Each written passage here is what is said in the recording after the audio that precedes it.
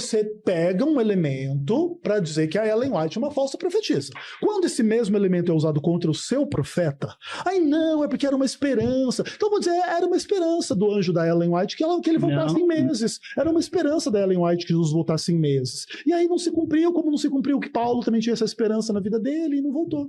Só que Paulo não disse, dentro de poucos meses... Não, tudo bem, mas Paulo falou, nós os vivos, ele não vai estar entre os vivos, entendeu? Ele está escrevendo uma carta e ele está falando, por exemplo, de irmãos que vão crer ainda. Você concorda com isso? Sim.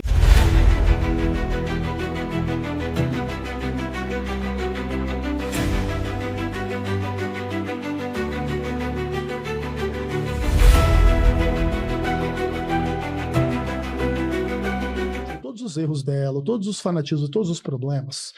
Ellen White não erra em assuntos em que pessoas como Joaquim erram e tantos outros teólogos. Imortalidade da alma e guarda do domingo. E aí, cara, aí é pesado, entendeu? Porque aí, óbvio que eu tô puxando a sardinha pro meu lado, pra minha convicção. Pensar sobre isso. Mas, na minha opinião, Ellen White pode ter a heresia que for, mas não tem tantas heresias quanto o Joaquim. Joaquim, antes você já achou a fonte? Sim. Você pode citar a fonte depois no sábado. É interessante porque Ellen White profetizou, então, que Jesus voltaria em 1850 ou 1851. Aí a explicação, né, porque ele não voltou, da profecia não ter se cumprido, segundo Ellen White, foi a relutância do povo de Deus em efetuar a vida dele. Posteriormente, então, a explicação foi que o povo adventista não havia executado o propósito divino, isso é, havia desobedecido a Deus, né? Então, de acordo com Ellen White, a motivação aí de Deus não ter voltado é que o povo adventista pecou aí a não cumprir o propósito divino. Então, mesmo depois de 170 anos, Jesus ainda não voltou. E aí, será que o povo adventista continua em pecado? Vamos lá na profecia. Jesus voltaria, então, em 1850 ou, no máximo, 1851. Essa profecia aí foi, então, dada a Ellen White, que recebeu em 27 de junho de 1850. E ela relata o recebimento dessa profecia. Ela diz assim: o anjo que me acompanhava disse, o tempo está quase acabado. Então vi que as 7 pragas deviam logo ser derramadas sobre aqueles que não têm a proteção. Mas agora o tempo está quase acabado e aquilo que levamos anos aprendendo, eles terão que aprender em uns poucos meses. Repare a palavra da própria Ellen White, o tempo está quase acabado. Aquilo que levamos anos aprendendo, eles terão que aprender uns poucos meses. Ela disse em 1850. Olha só, será que a profecia não se cumpriu? Então, aí Ellen White tinha consciência disso e o jeito foi colocar a culpa em quem? No povo de Deus, nos próprios adventistas. Então, a relutância de Deus em fazer com que seu povo pereça tem sido, então, o motivo de uma demora tão grande. Se Deus resiste em fazer o seu povo perecer, então por que o anjo que acompanhava Ellen White afirmou com tanta clareza que faltava poucos meses? Por quê? Quem errou? O anjo? Deus? Então, não teria sido a própria Ellen White? Com toda certeza. Foi Ellen White, não foi o anjo, não foi Deus, não foi a Bíblia. Agora a igreja vem e coloca o povo, Ellen White vem e coloca o povo como culpado. Então, anos depois, então, a culpa não era mais de Deus para Ellen White, agora a culpa era do povo. Mas esse povo é os crentes universais? Adventistas, mas aí... o movimento do Advento. Era o movimento do Advento. Nesse sentido, mas qual que é a referência? Qual que é o livro da Ellen White onde ela fala isso? Então, foi uma visão que ela teve. Caso o propósito de Deus de dar a mensagem de misericórdia ao mundo tivesse sido executado por seu povo, Cristo teria, em vez disso, vindo à terra. É interessante, né? Ellen White conseguiu livrar a cara de Deus aqui, porque foi fácil pôr a culpa em outros, como faz, por exemplo, a Testemunha de Jeová. Toda vez que tem uma falsa profecia, e aí a organização erra, o corpo governante erra, o povo que acreditava que ele voltaria nessa data aí. Não, o corpo governante nunca marcou data para a volta de Jesus. Bom, ou para o fim do mundo, ou para o Armagedon. E aí, Ezequiel, a gente tem aí essa postagem que se encontra, por exemplo, se baseou lá no Time Setting Flowers by Ellen White. Também tem aí de Robert Sander. Tá? É um artigo, então. Um artigo. De Robert não é um Sander. livro do Ellen White. Não, Robert Sander. Aí tem que entrar para ver referência depois. Isso, precisa ver isso aí. Mas assim, Tá. Joaquim, vamos lá. O que acontece? De fato, existe uma visão que eu considero bem equivocada no Adventismo, de que a data da volta de Jesus, ela é tipo... Tá também nos primeiros escritos, página 64 e 67, tá? 64, 67. Depois a gente vai dar uma olhada nisso aí. Primeiros escritos. O que acontece? Existe uma doutrina, uma leitura, um aspecto dentro do Adventismo que eu considero bem equivocada, de que a data da volta de Jesus seria móvel no tempo da história. Porque basicamente... Testemunhos da Igreja, volume 2 também, página 194. Ok, depois a gente vai dar uma olhada, só para ter a noção aí. Isso em inglês, tá? Tá bom. Então o que acontece? Existe uma leitura entre alguns adventistas de que Jesus pode voltar a qualquer momento a partir de 1144, mas essa volta, ela depende da pregação do evangelho a todo o mundo. Porque é um pouco do último sinal da volta de Jesus, né? E será pregado o evangelho do reino a testemunho de todas as nações, então virá o fim. Então, por exemplo, e aí nesse aspecto não é só igreja adventista, é a igreja universal mesmo. Quando que os cristãos vão terminar a obra de evangelização? Se eles tivessem terminado isso em 1910, Jesus poderia ter voltado em 1910, se eles tivessem terminado isso... Você entende que a volta de Jesus depende da pregação? Não, eu não entendo dessa forma, mas alguns adventistas entendem dessa maneira. De que a pregação do evangelho precisa se cumprir, aí quando se cumprir, Jesus volta. Então, se você se cumprir isso daqui 10 anos, ele já pode voltar daqui 10 anos, se for daqui 20, daqui 50, daqui 30, então dependeria desse elemento humano. Eu discordo dessa interpretação, porque eu entendo que existem alguns elementos importantes. O primeiro deles é a onisciência divina, onde na onisciência divina não existe espaço para será aqui ou ali. Não, Jesus sabe, mesmo que há uma condicionante do tipo, eu vou voltar quando todo mundo pregar o evangelho, ele sabe quando vai pregar e quando ele vai voltar. Então não existe mobilidade na data. E outra coisa, essa questão assim de que Jesus voltará em pouco tempo, e aí Ellen White meses. etc e tal, ela é uma falsa profetisa. Essa é uma questão complicada, Joaquim, porque assim, a despeito do elemento meses não estar presente em profecias bíblicas, Paulo, por exemplo, em 1 Tessalonicenses, ele fala, né? Nós, os que estivermos vivos na volta de Jesus, não precederemos os que dormem. E nem ele, nem os primeiros ouvintes lá na carta dos Tessalonicenses vão estar vivos. Então, pensa assim, o termo meses que você está usando em Ellen White, para dizer que ela é uma falsa profetisa, é o termo nós, os vivos, onde Paulo estaria incluído entre os vivos na volta de Jesus. E Paulo não vai estar. E você não considera Paulo... Isso é uma profecia de Paulo? Sim. Ou é uma esperança que ele tinha? Isso é uma afirmação dele. Nós, os vivos. Então, você não considera Paulo um falso profeta por causa disso. Jesus não voltou na época de vida dele. Isso é parousia, né? Isso. Ele não está vivo... Quando Jesus voltasse hoje, Paulo não está entre os vivos. Paulo está entre os ressurretos dentre os mortos. Então, o que acontece? Não tem problema você pegar esse elemento e dizer que Ellen White é uma falsa profetisa, eu te concedo, tudo bem, porque você tem o direito de fazer isso. Mas se alguém pegar esse elemento de Paulo e dizer que ele é um falso profeta, e você não concordar, aí, Joaquim, só o que demonstra é o que você pega um elemento para dizer que a Ellen White é uma falsa profetisa. Quando esse mesmo elemento é usado contra o seu profeta, aí não, é porque era uma esperança. Então eu vou dizer, era uma esperança do anjo da Ellen White que ele voltasse em meses. Era uma esperança da Ellen White que Jesus voltasse em meses. E aí não se cumpriu, como não se cumpriu que Paulo também tinha essa esperança na vida dele e não voltou.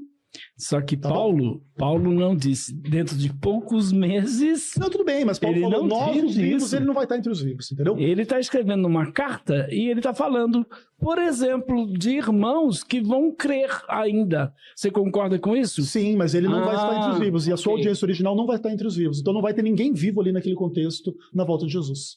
Entende? Então o fato é, se Paulo não está entre os vivos na volta de Jesus, esse aspecto do que ele diz não se cumpre.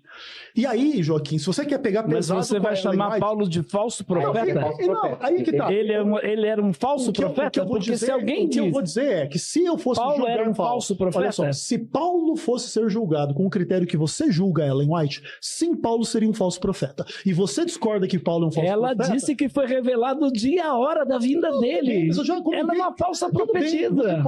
você pode crer nisso e para mim não tem problema, Joaquim. Isso não afeta em nada. Paulo não disse que viu o dia e a hora da vinda tudo bem. de Jesus. Paulo diferente. não, mas Paulo falou Ele que tinha uma expectativa. Ele tinha entre os vivos essa e não vai expectativa. estar. Ponto final. Ele não disse, Ele tinha uma irmãos, expectativa que não se cumpriu. irmãos, olha, eu garanto para vocês que ninguém aqui vai morrer, que todos vão estar presentes na vinda do Senhor Jesus. Ele não disse isso. Não, tudo bem, mas ele disse nós os vivos, ele não vai estar entre os vivos e ninguém da audiência Ele dele vai está estar falando da entre os vivos. esperança dele, enfim, não a profecia. Joaquim, o fato se você não quer pegar pesado com Paulo, não tem problema. Eu entendo o que você disse e eu não acho que Paulo é um falso profeta por causa disso. Eu entendo que Paulo, inclusive, se equivocou, obviamente se equivocou, mas esse equívoco é um equívoco, inclusive, natural. Inclusive, alguns irmãos deixaram de trabalhar e ele mandou os irmãos trabalharem. E não só isso. O que acontece? Essas questões são complicadas porque essa acusação ela também é feita ao próprio Cristo. Quando Cristo fala, não passará essa geração sem que venha o Filho do Homem no seu reino, e tem vários teólogos, inclusive, tá vendo? Jesus falou que ia voltar naquela geração e não voltou também. Porque o ponto é assim, Joaquim, eu não estou advogando nenhuma leitura crítica contra Cristo nem contra Paulo. Eu só estou demonstrando para você que o mesmo argumento que você usa contra Ellen White é fartamente usado contra Cristo e contra Paulo, e aí você não admite só porque você não quer. Sabe, Ezequiel, é interessante vocês fazerem essas afirmações, como eles fazem a mesma afirmação dos plágios, para justificar, para justificar Ellen White, eles dizem assim, mas os apóstolos também plagiaram. Não, eu não acho que os apóstolos plagiaram. O que acontece não, olha só. O que acontece acusações de plágio contra a Bíblia são tão comuns quanto contra Ellen White. Mesma coisa? Por exemplo, não é que quem plagiou na Bíblia? Eu não estou dizendo que é a mesma tem o Código de Hammurabi. Isso, eu não estou dizendo que é a mesma coisa, mas, por exemplo, existe o Jó babilônico, que é uma história da Babilônia, parecida com a história de Jó, e que muitas pessoas dizem que Moisés plagiou. Ou as leis dos códigos de Hammurabi, a própria ideia do dilúvio, você encontra a ideia do dilúvio em várias culturas mesopotâmicas. O fato de ter nesses lugares não significa isso. Eu concordo que não significa, mas o ponto o crítico vai dizer que sim. O crítico vai dizer que a Bíblia plagiou, que a Bíblia é falsa, que Jesus não voltou na sua geração, que Paulo equivocou-se. Porque o crítico, Joaquim, deixa eu te explicar o que é o crítico, talvez você se enxergue. O crítico, ele não quer ter uma leitura benevolente da religião. O crítico quer destruir a religião. Você não quer destruir a fé na Ellen White? Tudo bem, eu concedo a você, não tem nenhum problema. Só que entenda que essas mesmas armas serão usadas contra você. E você só vai dizer, não, eu não quero crer que a Bíblia foi plagiada. Eu não quero crer que Paulo não vai estar entre os vivos e não tem nenhum problema com isso. Tudo bem, mas aí deixa o adventismo pensar da mesma forma. Deixa o adventismo ignorar os plágios. Deixa o adventismo ignorar que Jesus não voltou em poucos meses lá de 1850. E tá tudo bem. Ótimo.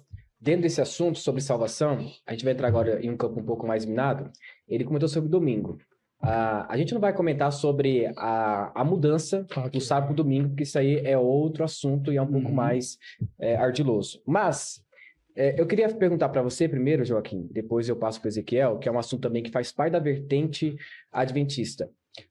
Os adventistas realmente creem que o sábado tem poder para salvar? Eu nunca ouvi ninguém falando abertamente.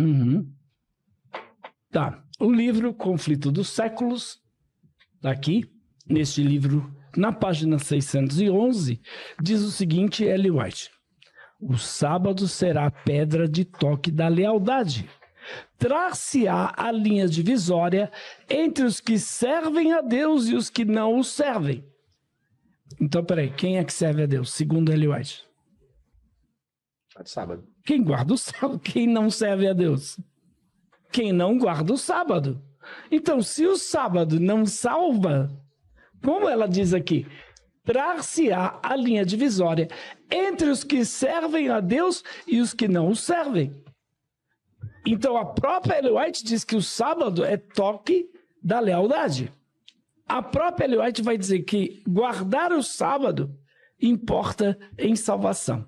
Como o sábado não é importante? Se, por exemplo, quem não guardar o sábado vai receber o quê? A marca da besta. Então, quem é que vai ser salvo? Quem guarda o sábado. Como é que a igreja vai dizer que não defende que o sábado salva? Até é bom a gente ouvir do Ezequiel. O sábado salva? Queria ouvir do Ezequiel. Não, claro que não. Mas também não pode desvincular da salvação. Isso, é porque faz parte do decálogo. O que acontece é assim. A relação entre o mandamento do sábado e a salvação é a mesma relação de todos os demais 10 mandamentos em relação à salvação. Ninguém é salvo porque não adultera, ninguém é salvo porque não rouba, ninguém é salvo porque não mata, ninguém é salvo porque não idolatra, ninguém é salvo por essas coisas. Porque, por exemplo, ainda que você nunca tenha roubado ninguém, você nunca desviou dinheiro público, você nunca assaltou ninguém, você nunca pirateou nada, vamos dizer que você esteja absolutamente limpo em relação ao mandamento não furtarás. Você pode ter um adultério no coração, você pode ter uma mentira, você pode ter uma idolatria. Ninguém está isento de pecado, certo? Então, por causa disso, ninguém é salvo pela lei, porque para você ser salvo pela lei, demandaria que você fosse perfeito diante da lei, para você merecer a salvação, para você ser salvo. Essa seria a relação, tipo assim, sou salvo pela lei. Então, isso não existe, nunca existiu, nunca vai existir, uma vez que a partir da queda, a nossa própria natureza é contaminada, e mesmo a gente conhecendo a lei de Deus com a nossa mente, como Paulo diz, na nossa carne tem uma outra lei. A gente conhece a lei de Deus que é para não roubar, para não matar, para não idolatrar, mas muitas vezes na nossa carne, nós sim somos escravos e nós sim somos conduzidos a coisas ruins e pensamos e falamos e fazemos coisas ruins. Entretanto, o que acontece? Jesus Cristo ele morre para perdoar os nossos pecados. Não é um pouco a ideia toda lá da cruz, do está consumado? Isso é uma coisa muito importante. E Jesus concede perdão de todo o pecado. Você matou, você idolatrou, você mentiu, você roubou. Em teoria, tudo tem perdão. Só o pecado contra o Espírito Santo não tem perdão. Também é uma coisa polêmica, mas ele não é a transgressão de um mandamento específico necessariamente. Ele é uma rebeldia definitiva que a pessoa não vai mais voltar à fé. E isso ninguém sabe quem cometeu ou não. Mas o ponto é assim. Quando Jesus nos dá o perdão dos pecados, ele espera que a gente ande na famosa novidade de vida, que tem que ver lá com toda a retórica de Romanos capítulo 6. Viveremos nós no pecado, nós que para ele morremos? De maneira nenhuma. E o que é o pecado? 1 João capítulo 3, verso 4. O pecado é a transgressão da lei de Deus. Tem perdão para transgressão? Tem. Mas você tem que admitir o seu pecado. Por exemplo, você não guarda o sábado. É pecado.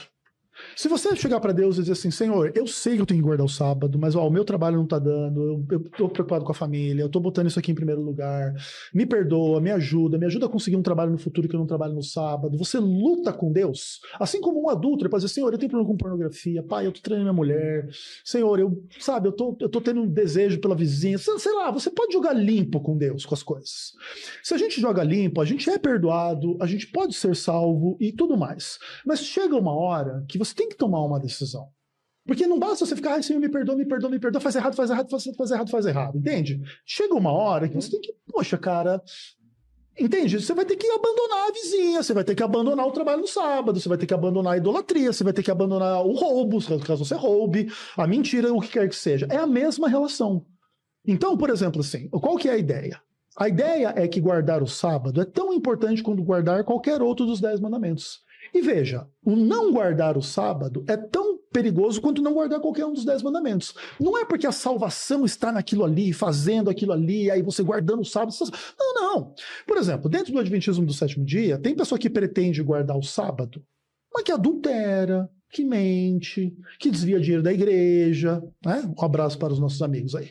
E o que acontece? Não tem salvação nenhuma para esse pessoal aí nesse contexto, entende? Agora, claro, se arrepender, Ayrton Killer, se arrependa, amigo. Se você se arrepender, Ayrton, tem salvação para você, entende? Uhum. E é assim que funciona para todo mundo, não é só para o Joaquim ou para mim ou para você, é para todo mundo igual. Uhum. E quem vai julgar, por exemplo, a sinceridade da sua fé ou a genuinidade da sua obediência a Deus, é só Deus, cara. Então, a Bíblia fala assim, que Jesus é a causa da salvação eterna aos que lhe obedecem. Isso é uma visão interessante da carta aos Hebreus, né? Que muitas vezes é negligenciada. A salvação é para quem obedece a Cristo. Cristo é o Senhor do sábado. Cristo não é Senhor do domingo. Inclusive, Jesus vai falar que o sábado foi feito por causa do homem. Não homem. E não o homem por causa do sábado. E o termo homem ali é humanidade. não é judeu, né? Que já é também as heresias do Joaquim, já foram para o espaço há muito tempo. Então é complicado, entende? Chega uma hora que, por exemplo, assim, você tem que obedecer o Senhor do sábado, guardando o domingo, fundamento zero, Joaquim.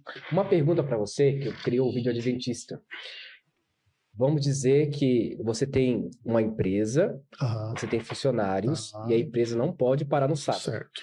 No Antigo Testamento, um escravo, quando era incluído na família, ele era circuncidado, ele também guardava o sábado, porque ele fazia parte do clã. Sim.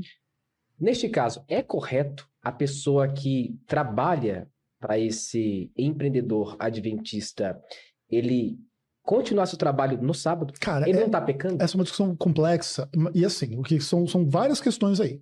Primeiro, tem que pensar na questão dos trabalhos essenciais. Eu fiz a pergunta, desculpa. Porque eu morava de frente com a faculdade NASP. Sim. Então a faculdade... o pessoal trabalhando. Então por isso que eu fiz a pergunta. Sim, é assim, ó, o que acontece? Essa discussão é uma discussão difícil, porque ela envolve tanto o problema das questões essenciais, tem que ver com saúde e segurança. Porque o que acontece? O ladrão, ele não respeita a lei de Deus, concorda? Então, o ladrão, ele não vai parar de fazer o crime dele. Se a polícia, o governo, todos os seguranças pararem de trabalhar todo sábado, o ladrão, obviamente, vai cada sábado roubar todo mundo lá. Entende? Então isso cria um contexto, inclusive que tem a ver com a própria ideia dos sentinelas no Templo de Jerusalém, onde tinha turnos e eles trabalhavam nos sábados, né? Então a gente entende que existem alguns trabalhos que são essenciais que podem acontecer no sábado, e aí nesse caso, eu tenho uma visão particular de que tudo o que os adventistas desfrutam no sábado, um adventista pode trabalhar no sábado sem cometer pecado. Então, por exemplo, você desfruta de eletricidade? Então, em tese, se um adventista estiver trabalhando lá na hidrelétrica, apertando os botãozinhos lá, se cair a eletricidade, o cara lá apertar os botões e voltar a eletricidade, não está pecando. Por quê? Porque, tipo assim, a eletricidade falhar pode implicar perda de medicamento, perda de comida, prejuízo gigantesco, morte, o hospital não vai funcionar porque não vai ter energia, não vai ter alguém para socorrer. Então, esses sistemas que são essenciais à vida, você pode trabalhar, porque até o próprio exemplo de Jesus, né, de curar no sábado, de fazer o bem no sábado e etc. Entretanto, existe um outro problema que é um pouco mais complicado do que isso, que são os trabalhos não essenciais. E aí qualquer adventista que emprega pessoas para fazer trabalho não essencial está pecando. Porque o mandamento diz, não é para você guardar o sábado, é para você botar os outros para trabalhar. Para você não. Aí, então assim, os serviços essenciais a gente não considera pecado. O policial não está pecando ao trabalhar no sábado, o médico não está pecando ao trabalhar no sábado, a pessoa que cuida da infraestrutura, da eletricidade, não está trabalhando, não tem problema nenhum. Mas é óbvio que existem questões complexas nesse meio. Há exceções, então. Há exceções, exato. E o que acontece? Há problemas complexos. Por exemplo, internet. A internet não é uma coisa assim tão essencial. E a gente usa no sábado. Então, nenhum de nós guarda o sábado perfeitamente. Só que aí o problema que tem que ser gerado é Deus deu uma lei errada, Deus deu uma lei ruim, Deus deu uma lei impertinente. Porque, entende o ponto? Pensa assim, ó, que os 10 mandamentos, eles mudariam a face da terra se eles fossem obedecidos de verdade. 10 mandamentos mudam a realidade. Acabou o PT no poder, acabou a pornografia, cara, você muda o mundo literalmente. O mundo seria melhor ou pior se todo mundo guardasse o sábado? Entende? Então seria melhor. Então, por mais que é difícil a gente vislumbrar um mundo onde, por exemplo, todo mundo guarde o sábado, é óbvio que é difícil. Mas aí demandaria uma organização política, social, econômica para fazer a produção parar, o escoamento da produção parar. Você teria que, tipo assim, fazer o mundo girar de acordo com a lei de Deus. Até a prova do Enem mudou por causa dos adventistas, né? Tem isso também. Gilberto Nascimento. Exatamente, mas você entende? Para guardar o sábado, vamos dizer que se fosse de uma forma séria, um empreendimento interplanetário mesmo, assim, todo mundo no planeta guardando, você tem que se organizar politicamente, você tem que fazer um monte de coisas, entende? Mas isso faria do mundo um lugar melhor, não um lugar, tipo, impulso. Não, Deus deu uma lei aí que é ridícula, que só serve para Israel há 3.000 anos atrás, só no deserto. Então, olhando na não é assim, entendeu? Na sua cosmovisão, se seu filho, por exemplo, passa mal no sábado e você não comprou o remédio dele na sexta, o que faz? Você pode comprar todas essas coisas. Pode sair. Pode, porque tudo que é essencial da vida, essas coisas essenciais, segurança e saúde, eu também incluo transportes, tá? E essa infraestrutura básica de eletricidade, essas coisas assim. Por quê? Porque... Até transportes para ir para a igreja, por exemplo. Por exemplo, para ir para a igreja, e não só isso. Mas o mais importante é para ir ser socorrido. Porque se você, Sim, você porque quebra pra a igreja perna lá no sábado. Isso, para você quebrar a perna no sábado e não ter ninguém para te transportar para você chegar no hospital, então tem que funcionar o rolê de um mínimo ali de transporte. Agora, essas exceções, elas não podem justificar o trabalho rotineiro, corriqueiro, de só pensar em grana, que pode se deixar para outro dia. E como que funciona isso, por exemplo, assim? Antes de Ellen White, antes da revelação que ela teve do santuário, da caixa... Os guardadores do sábado existem antes de Ellen White, antes do movimento do Advento. Antes do cristianismo. O Miller, ele já era, ele guardava o sábado. Não, ele era batista, heresia do José Joaquim, Bates. é isso. Mas ele não guardava o sábado? Tinha o José Bates lá. José Bates guardava. Ele guardava Não. Ele nunca aceitou o sábado. Nem Ellen White guardava o sábado. Nem Ellen White, ela era metodista. Principalmente no começo. Ela era metodista. No começo. Agora é interessante, porque eles querem guardar o sábado, daqui a pouco, né? Hoje é sexta-feira, termina o pôr do sol, aí o adventista não pode comprar, pagar, costurar, cozinhar, lavar o carro, não pode. Até a mamadeira do bebê é feito até o pôr do sol. Depois do pôr do sol, o que o adventista faz? Diz que está guardando o sábado. Não está. Então, quer guardar o sábado? Guarda como a Bíblia manda. Por exemplo, pode sair de casa no dia de sábado? Não, segundo o Êxodo 16, 29, não pode. Pode ferver ou assar comida no sábado? Não. Êxodo 16, 23. Aí eu te pergunto, o adventista faz isso? Ele guarda como a Bíblia manda? Então, tem que guardar o sábado dentro da casa. Êxodo 16, 29. Outra coisa, não pode acender fogo. Aí vão dizer, por exemplo, como o adventista diz para mim, eu ligo o micro-ondas. Não pode. Não pode. Quando você liga o micro-ondas, tem alguém trabalhando para chegar energia lá dentro da tua casa. Por isso eu tive lá em Israel, o elevador lá dos hotéis... Tem um botão lá. Não. Sabe o que acontece? Para em todos os andares. Para quê? Para o judeu não apertar. O botão, sim. Não apertar o botão. Então, não pode acender fogo. Êxodo 35, verso 3. Eu tive também num país chamado Guiné-Bissau. Lá, a pobreza é total. As pessoas não têm fogão. Não tem gás. A maioria da população não tem. Como eles comem? Por intermédio do fogo, acendem fogo, carvão, madeira, e os adventistas crescem assustadoramente naquele país. Então não pode acender fogo. Êxodo 35, verso 3. Não pode fazer viagens. Eles fazem viagens. Não pode carregar peso. Êxodo 17, 21. Não pode fazer transações comerciais. Amós, capítulo 8, verso 5. Então é assim. Guarda o sábado, agora não faz o que eu faço. Faça o que eu mando, mas não faça o que eu faço. Porque, na realidade, os adventistas querem guardar o sábado, mas eles se esquecem qual é o verdadeiro sábado do cristão. O verdadeiro sábado do cristão não é um dia, é uma pessoa. Quando ele diz assim, vinde a mim, todos vós que estáis cansados e oprimidos, e eu vos aliviarei.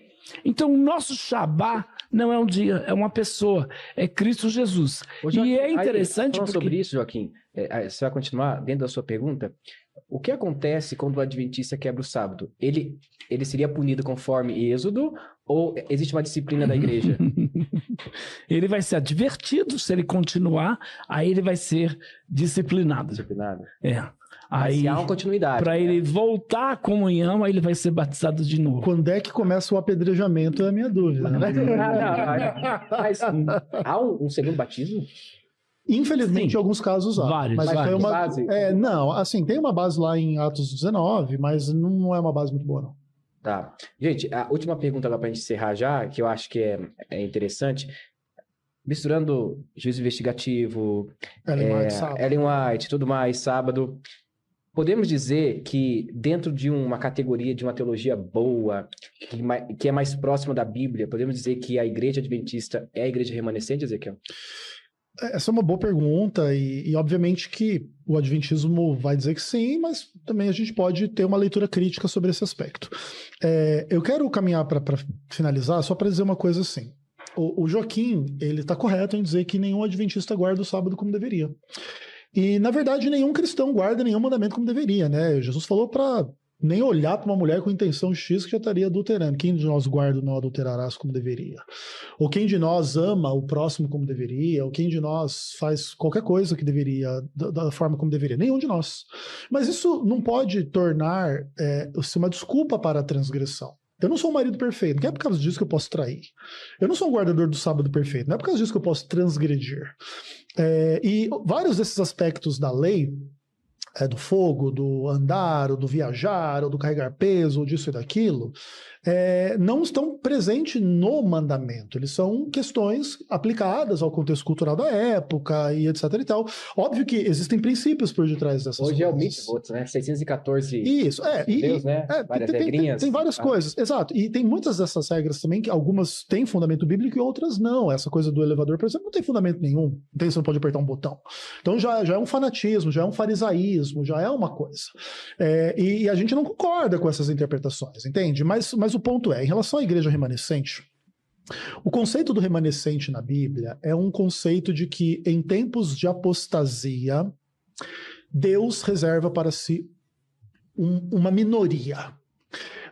Isso acontece lá com os profetas de Baal, e até Elias se sentia meio que único, e Deus fala para ele, peraí, eu guardei 7.000 para mim, não é você, bonitão. Uhum.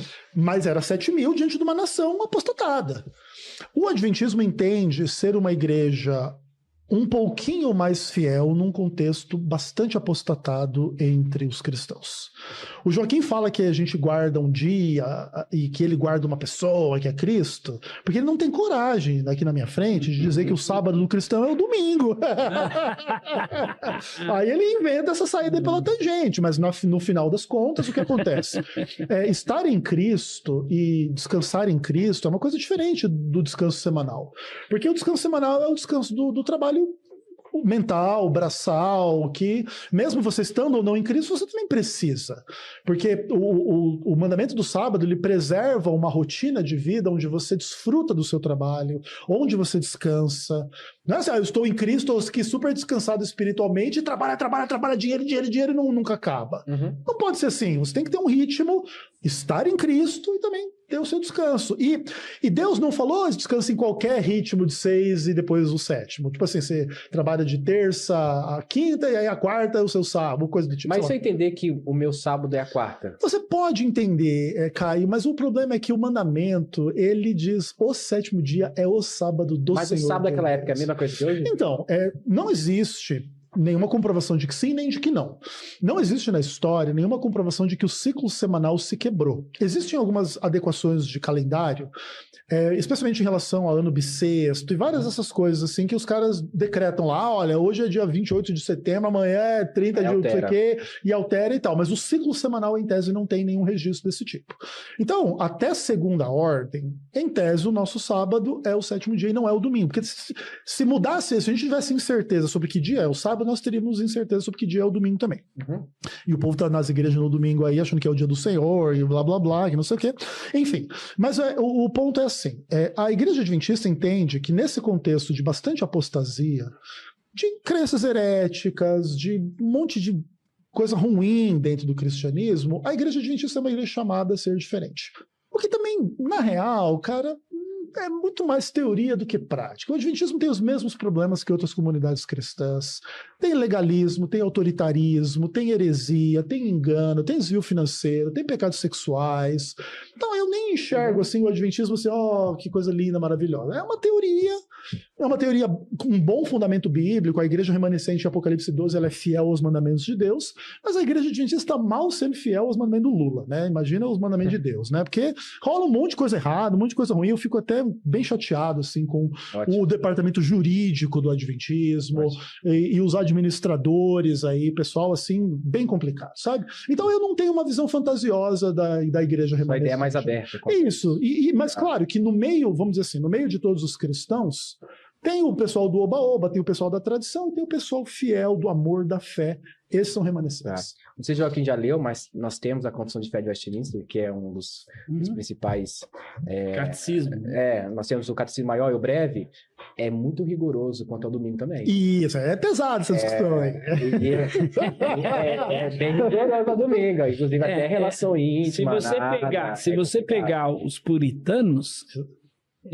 O adventismo tem muita influência. Não, mas foram eles que fizeram a Confissão de Fé. É o adventista, né? Exatamente. Só que com o domingo. Só que com o domingo. Também segue. Exatamente. Tem pastor presbiteriano que assiste jogo de domingo. Mas é uma discussão complicada. Entendeu? Então, nem todo mundo, na verdade... E o adventismo também. Joaquim, como mas veja bem, nenhum puritano, nenhum protestante vai dizer, por exemplo, que se você violar o domingo, vai receber a marca da besta. Ou a punição. Ou então que o domingo te salva. Não vai dizer isso. Como que quebra esse paradigma de que o sábado, na verdade, importa para ser salvo, na verdade? Como que quebra esse paradigma? Atos 4:12. Não há salvação em nenhum outro nome dado debaixo do céu pelo qual possamos ser salvos. Esse nome não é sábado, é Jesus. Então a salvação não está na guarda de um dia. A salvação está na pessoa de Jesus, um relacionamento pessoal com ele. O domingo é importante para o cristão? Ele me cutucou aqui, né? O domingo é importante para o cristão? Não tenha dúvida. Não tenha dúvida. Então, os cristãos instituíram o domingo no lugar do sábado. Eles eram judeus. Como judeus, Paulo entrava na sinagoga no sábado para quê? Ora, se eu quero pregar para os adventistas, eu tenho que ir que dia lá? No sábado, é o que Paulo fazia. É interessante. Você é violado lá, você é violado. Já fui expulso de algumas igrejas. Já, porque me convidaram para debater lá com o pessoal da igreja, eu fui. E aí, depois, lá no debate acalorado, por favor, o senhor se retira daqui. O senhor não é bem-vindo aqui. Por favor, nunca mais apareça aqui. Foi o que falaram para mim. Agora, foram adventistas que me convidaram. Entendeu? Então é interessante, porque Cristo ressuscitou no primeiro dia da semana. Que primeiro dia da semana é esse? Domingo. Está lá, Mateus 16:19. E Jesus, sendo ressuscitado, na manhã do primeiro dia da semana, apareceu primeiramente a Maria Madalena, da qual tinha expulsado 7 demônios. Também o primeiro dia da semana foi um dia especial das manifestações de Cristo ressuscitado. Então, manifestou 5 vezes no primeiro domingo, outra vez no domingo seguinte. E é interessante porque eis que no dia iam 2 deles, os discípulos lá no caminho de Emaús, e este dia era o domingo, o dia da ressurreição. Esse é o dia que o Senhor fez, alegremo-nos nele. Quando apareceu a mulher lá, a Maria Madalena. E aí temos inúmeros textos que provam que Jesus ressuscitou no domingo, apareceu. O Espírito Santo, por exemplo, foi derramado lá em Pentecostes num dia de domingo. Então, aí a gente tem inúmeros acontecimentos da igreja primitiva no domingo. Então, por que esse dia é importante para nós? Por causa disso. Porque nós guardamos o domingo. Se tivesse a quarta, a terça, a quinta, guardaríamos da mesma forma. Entenderíamos que o domingo também é importante, mas poderíamos trabalhar nesses dias. É interessante porque Atos 20, verso 7, no primeiro dia da semana, ajuntando-se os discípulos para partir o pão, Paulo, que havia de partir no dia seguinte, falava com eles e prolongou a prática até meia-noite. Olha os cristãos reunidos aqui para a ceia. Em que dia? Partir do pão. Que dia? Domingo. Então a gente tem inúmeros motivos. Por isso, em 1 Coríntios 16, verso 12, diz assim: ora, quanto à coleta que se faz para os santos, fazei vós também o mesmo ordenei às igrejas da Galácia. No primeiro dia da semana, cada um de vós põe à parte o que puder, a juntar, conforme a sua prosperidade. Então é o dia que o Senhor fez e por isso nós entendemos que é um dia importante. Quando você vai para a história da igreja, quando você vai para os pais da igreja, você tem inúmeras provas que eles, a igreja primitiva, os cristãos depois dos apóstolos, passaram a guardar o domingo como sendo um dia que o Senhor ressuscitou. Maravilha. A gente vai encerrar, mas a expressão do Joaquim, ela é muito dúbia na linha teológica quanto ao dia do Senhor, porque há uma interpretação que o dia do Senhor é o dia da promessa de Deus ou da revelação de Deus. Inclusive, em Oséias, salvo engano, fala sobre o dia do Senhor e quando o Senhor se manifestou no dia dele. Então, existem duas interpretações. O dia do Senhor pode ser o dia que é o domingo, ou pode ser um dia profético. Inclusive, lá em Apocalipse, o dia do Senhor não é o domingo. Ali está falando sobre o dia do Senhor como promessa. Mas por exemplo, lá em Apocalipse, eu tenho declaração do teólogo adventista chamado Samuel Baqueoque, sim, onde ele diz que é o domingo ali. É o domingo. Não fala disso não. E outra coisa... Eu consegui as fontes que eu queria, né? Não, nem existe isso. Mas o ponto é, a Bíblia é muito clara. Se chamares ao sábado deleitoso e santo dia do Senhor, digno de honra, e o honrares não seguindo os teus caminhos, então te deleitarás no Senhor e eu te farei cavalgar sobre os altos da terra. Não é assim, o dia do Senhor lá no Apocalipse pode ser o dia escatológico ou o sábado, domingo não pode ser. Mas uma coisa importante Atos capítulo 5, verso 29, né? Antes importa obedecer a Deus do que aos homens. O Joaquim colocou aqui claramente, os cristãos instituíram o domingo, os pais da igreja, esse é o dia que o Senhor fez. Esse é um tipo de aplicação do texto bíblico que tem fundamento zero. Em nenhum momento a Bíblia diz assim, esse dia da ressurreição é o dia que o Senhor fez, porque ninguém nega que Jesus ressuscitou no primeiro dia da semana, mas ele é o primeiro dia da semana, entende? Ele é inclusive o dia da criação, ele é o dia do trabalho, ele é o dia da recriação, e nesse aspecto Jesus morre... É o dia do Pentecostes, é o dia que eles se reuniam para partir o pão, é o dia que as ofertas eram recolhidas, sem problema nenhum. Mas o ponto é, Jesus morre na sexta-feira, inclusive descansa no sábado na sepultura e ressuscita no domingo. E em nenhum momento ele é o Senhor do domingo, em nenhum momento existe autoridade da parte de ninguém de pegar o mandamento de Deus, porque assim, Joaquim... Quando diz, esse é o dia que o Senhor fez, alegremos-nos nele. Então, mas ele não está dizendo que é o sábado? Não está dizendo que é o domingo, está dizendo que é aquele dia. É o sábado? Não, nem isso é uma profecia do cumprimento da sua mas aí é na tua opinião. Mas o ponto Daniel capítulo 7 fala que o chifre pequeno iria alterar os tempos e a lei de Deus. Isso aí é complicado. E aí, o que acontece, Joaquim? Quando a profecia bíblica diz que virá um poder que vai alterar a lei de Deus... E aí você vê... Porque a gente entende a conversa, Joaquim. Nós não somos ignorantes da história da igreja. Mas o que acontece é assim. A mudança do sábado para o domingo, ela, em ampla medida, é uma apostasia do cristianismo. É uma tentativa de se afastar do judaísmo, que tinha perseguições, que tinha um monte de coisa.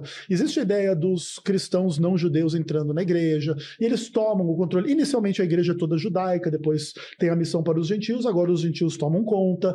E agora a igreja perseguida e blá blá blá se torna a rainha do Império Romano, cara. Tipo, e é óbvio que, por exemplo, assim, a origem da guarda do domingo, ela começa bem a época talvez até que os apóstolos estavam vivos. Como Paulo fala, já entre vós há lobos, há enganadores que não vão poupar o rebanho. E aí você chega no fim das contas, o que acontece? Surge do nada uma igreja, a Igreja Católica Apostólica Romana, com essa argumentação de que o domingo é o dia do Senhor, e essa igreja, ela está em Roma, que é a cidade das 7 colinas, os seus bispos e arcebispos estão vestidos de púrpura ou escarlata, adornada de ouro, pedra preciosa, mandando perseguir e matar as pessoas. Essa é a Babilônia do Apocalipse, Joaquim. Então, assim, cara, e a Bíblia dizendo que é o chifre pequeno e que vai mudar a lei de Deus. Então, a despeito de que você entende que tem uma lógica, que eles comiam pão no domingo, ou que Jesus ressuscitou no domingo, e o Pentecostes, isso ou aquilo, em nenhum momento a Bíblia diz, no dia que eu comer pão, no dia do Pentecostes, no dia que eu ressuscitar, esse dia vai substituir a minha lei. Entende? Isso foi automático. Não precisou ninguém falar, agora agora é só a escritura, eles Joaquim, porque... Mas assim, mas a Bíblia não diz. Eles guardavam o sábado como judeus. A Bíblia não diz. Eles entenderam isso. Mas a Bíblia não diz que eles entendem. A Bíblia em nenhum momento diz que os apóstolos... E por que eles mudaram então? A Bíblia não diz em nenhum momento que os apóstolos... Por que eles mudaram o dia da reunião deles? Porque os apóstolos não mudou, eles se reuniam todos os dias no templo. Não, eles se reuniam todos os dias. Todos os dias no templo. Textos, Ezequiel. Não, Joaquim, eles partiam o pão em que dia? Vamos pegar lá 1 Coríntios A gente leu, 16, eles partiam o pão em que Beleza. dia? 1 Coríntios... A oferta era recolhida em que dia? Eles partiam pão todos os dias, segundo Atos capítulo 2, todo dia. Todo dia eles tomavam a ceia, todos os dias eles partilhavam o pão, todos os dias eles estavam no templo. O que acontece? E por que então esta ênfase no primeiro não dia da existe semana? ênfase nenhuma. Eu li. Não existe ênfase nenhuma no primeiro dia. Não existe nenhuma Mas a última ênfase. passagem, Ezequiel, a última referência bíblica, salvo engano, que fala que eles estavam no templo adorando, capítulos 4 e 5 de Atos, depois não tem mais. Não, tudo bem, mas o ponto é, eles estavam lá todos os dias. E o que acontece? Por exemplo, o sábado ele é santificado na criação. Ele está nos 10 mandamentos. Entende? Na narrativa bíblica, o peso disso é muito... Bem antes da lei. E não só isso. O peso disso é muito maior do que, tipo, no domingo eu comi pão. No domingo você reúne para comer pão e separar a oferta, porque você poderia argumentar, tipo assim, então o domingo é o dia santo. Não, você poderia argumentar o contrário. Já que no sábado vocês não fazem recolha de oferta porque o sábado é o dia santo, então recolhe no domingo, que é um dia comum. Entende? Você pode argumentar de muitas formas. Não existe... Porque para você mudar um mandamento de Deus, não é uma coisa assim, tipo uma inferência, foi automático na cabeça deles, os cristãos instituíram. Não, cara. Nós temos um inimigo na Bíblia que vai mudar a lei de Deus. E esse inimigo, inclusive, é o anticristo. A ceia na igreja adventista acontece todo sábado? Não. Uma vez por mês. Por quê? Não. Às vezes é a cada 3 meses, depende um pouco do tamanho da igreja. Eu até discordo um pouco, assim, o adventismo não é uma religião muito sacramental. Tá? Eu até acho isso um pouco errado, porque eu entendo que a ceia deveria ser feita talvez até todo dia ou toda semana, tá? Mas aí é uma visão minha, não vou impor isso sobre a igreja. Mas o que acontece é que essas discussões existem e enfim. Mas o ponto é, para você mudar um mandamento de Deus... Porque, entende, Joaquim? É como se você tem um inimigo, cara. Daqui a pouco o diabo chega pra você e diz, não, a mulher do próximo não é tão assim, você não pode cobiçar a mulher do próximo, mas o próximo é esse, não é aquele, então aquele você pode... O cara começa a inventar um monte de historinha. Não, porque Salomão teve 1000 mulheres, então por que você não pode ter só 500? Por que não sei o quê? Começa a usar argumentos bíblicos, porque... Não, cara. O mandamento de Deus, ele é escrito em pedra, cara. E ele tem fundamento, inclusive, antes da lei, e ele define o que é pecado ou não. Então, se você... Jesus teve que morrer por você, uma das razões é porque você transgrediu o sábado, você pregou contra o sábado, você foi contra a palavra de Deus.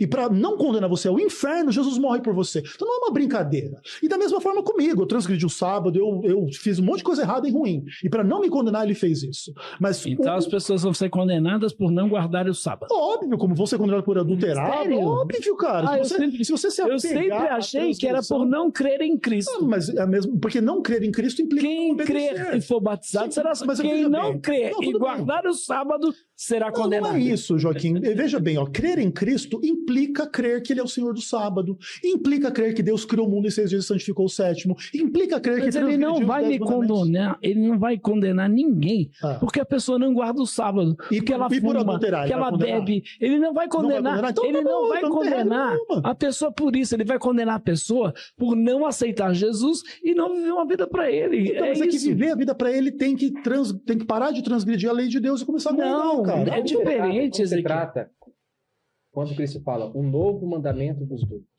O novo mandamento, assim, quando Jesus exemplifica o amor sacrificial de dar a vida por nós, aquilo é uma coisa bastante radical, bastante nova, e que talvez até nem mesmo quem escreveu a lei tinha Deus feito homem morrendo por nós. Então, você tem um elemento novo nessa discussão, porque a guarda da lei é uma coisa complicada, porque assim, que tem a ver com o pecado também. Pecado é um conceito muito elástico, muito amplo, e a guarda da lei também pode ser, porque, por exemplo, uma guarda formal da lei, vamos dizer assim, você pode não ter uma relação profunda de amor. Você pode não ter uma relação profunda de fé. Você nasceu lá no judaísmo, por exemplo. Você guarda o sábado, você não idolatra, você não sei o quê, mas você não tem uma coisa assim viva, espiritual, profunda. Então, a lei não é o caminho da salvação, não é o caminho da relação com Deus, mas o problema é que a transgressão da lei, dependendo especialmente de como que ela acontece, não meramente por imperfeição, mas por rebelião, cara, é muito complicado, porque você tem que permitir... Por exemplo, se você quer dizer assim, eu não preciso guardar o sábado porque eu não sou salvo pelo sábado. Você tem que permitir o adúltero, o mentiroso, o assassino usar o argumento, cara. O Lula tem que poder chegar, cara, eu tô roubando todo mundo, eu não sou salvo pela lei, e eu acredito aqui em Jesus e acabou você salvo. E aqui é Petrobras bilhões, Banco Baster bilhões, Joesley Batista bilhões, Petrolão bilhões, Lava Jato bilhões, e comprei o STF, parabéns. E você vai aceitar o argumento do cara? Sendo que a Bíblia vai dizer que o ladrão, o assassino, o mentiroso não vai pro céu? Porque, entende? Ninguém é salvo porque não mente, ou não rouba, não adultera, não faz, ou guarda o sábado. Mas, ao mesmo tempo, a transgressão ela é pesada, sim, cara. E tem que ser levado em conta. Qualquer que tropeçar num só é culpado de quanto? Todos. De todos, cara. Por isso, mais grave. Por isso que ninguém é justificado por aquilo que faz. É verdade. Somos justificados por aquilo que ele fez por nós. É verdade. Ele morreu pelos meus pecados. Concordo. Então, não adianta, eu não sou bom, você não é bom, não há um justo sequer. Concordo. Por isso, Efésios 2, de 8 a 10. Porque pela graça sois salvos, por meio da fé. Isso não vem de vós, não vem da guarda de um dia. Concordo. Não vem do que você come ou deixa de comer. Sim. Não vem das obras, é dom de Deus. Somos feituras suas, criados em Cristo Jesus para quê? Para as boas obras. Deus preparou de antemão para que andássemos nela. Então, eu faço boas obras não para ser salvo. 100%. Então fala isso para os seus irmãos adventistas. Não, falo. Porque eles creem que são salvos por aquilo que fazem. Se tem herege lá no adventismo, eu sou mais inimigo deles do que você. Gente, chegamos aqui ao fim, a gente marca um outro debate só sobre domingo. Legal. Boa! Domingo. Aí, qualquer coisa até eu debato com ele também. Ótimo. Você também pode. Considerações finais, Joaquim. E por favor também, deixe já suas redes sociais, onde te encontrar. E gente, aqui ó, tem um livro do Joaquim, tá? Controvérsias, modismos e heresias que ameaçam a igreja brasileira. Tá na Amazon. Tá na Amazon também. Você pode adquirir comigo, por intermédio do meu WhatsApp. Eu vou deixar na descrição, tá? Todo mundo que adquirir, que falar que assistiu o canal aqui... Tá. Eu assisti o canal lá do Caio. Beleza. Vai ter um desconto especial para você, tá bom? Vou autografar, vou mandar o frete grátis, tá bom? Entre em contato comigo por intermédio do meu WhatsApp que vai estar aí no vídeo. Muito bem, eu tô no Instagram, Facebook, YouTube, Telegram, enfim, entre em contato comigo, PR Joaquim Andrade. PR Joaquim Andrade. Quiser me levar aí na sua igreja para dar um estudo sobre o Adventismo, sétimo dia, ou qualquer outra seita, é só me convidar, tá? PR Joaquim de Andrade. Meu WhatsApp é 11 9 80 42 20 34. Quero dizer para você, querido amigo adventista, para de olhar para Ellen White, olhe para Jesus, autor e consumador da tua fé. Olhe para ele, porque é ele quem morreu naquela cruz para perdoar os teus pecados e apagar. Ele apagou os teus pecados. Ele não lançou num livro de registro, ele apagou os teus pecados e não vai se lembrar mais dele. Sabe quem traz os teus pecados à tona? É o diabo, aquele que nos acusa de dia e de noite. Mas o sangue de Jesus, seu Filho, nos purifica de todos os pecados. Então, ele é a propiciação, não somente pelos meus, não somente pelo nosso, mas do mundo inteiro. Ele já morreu por todos os pecadores. Ele não morre em cada missa que você está assistindo lá na Igreja Católica. Ele já morreu pelos seus pecados. Só aceite o sacrifício dele e você terá a vida eterna. Deus te abençoe. Ezequiel? Bom, para mim é uma honra estar aqui. Peço desculpa por qualquer coisa. Às vezes a gente coloca as questões de uma forma veemente. O ponto aqui não é acusar, não é brigar, não é fazer o julgamento de ninguém. Deixa o juiz investigativo lá para Jesus mesmo, que é melhor. E se você quiser conhecer um pouco mais sobre esses assuntos, eu tenho bastante conteúdo sobre tudo isso lá no meu canal, @VemSenhorJesus. Eu costumo dizer que eu não uso o Instagram, que é muita mulher, assim, um assédio muito grande em cima de mim. Né? Até pela beleza física, que é evidente, não precisa nem comentar. Então, eu não uso Instagram, mas você pode me acompanhar lá no canal Vem Senhor Jesus. Se quiser conversar diretamente comigo, pede o meu WhatsApp, é público, qualquer um pode entrar em contato. Vai estar aqui na descrição. Isso, pode estar na descrição, não tem problema. Eu inclusive, gosto de enviar materiais gratuitamente em PDF, meus livros, e para mim é uma honra estar aqui e que Deus abençoe imensamente a todos. O Adventismo não é uma religião centrada na Ellen White. A Ellen White é uma figura importante, mas não é o ponto. O nosso ponto aqui é exaltar a palavra de Deus, porque ela é a única regra de fé, doutrina e prática.